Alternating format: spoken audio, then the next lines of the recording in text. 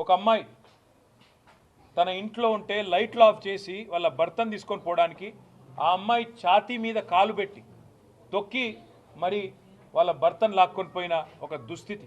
అంటే నాకు తెలిసి బహుశా గతంలో ఏ నియంత ఎలాంటి ఒక అప్రజాస్వామికమైన పాలకుడు కూడా చేయనంత దుర్మార్గమైన వ్యవహారాన్ని ఇవాళ రేవంత్ రెడ్డి తన సొంత నియోజకవర్గమైన కొడంగల్లో చేస్తూ ఉన్నాడు. చేయడమే కాకుండా ఈరోజు తిరుపతి రెడ్డి అనే వ్యక్తి ఏ పదవి లేకపోయినా ఇవాళ అక్కడ తిరుగుతూ తన కాంగ్రెస్ అనుచరగణంతో స్వైర విహారం చేస్తూ ఆ పేదవాళ్ళ ఇళ్లలోకి పోయి వాళ్ళని ఇడిచిపెట్టాలంటే మీరు భూములు రాసియాలే, వాళ్ళని ఇప్పుడు పోలీసు వాళ్ళు ఇడిచిపెట్టాలంటే మీరు నేను చెప్పినట్టు వినాలే అనే విధంగా ఒక దుర్మార్గమైన బెదిరించే సాంప్రదాయానికి కూడా శ్రీకారం చుట్టినారు. నేను రాష్ట్ర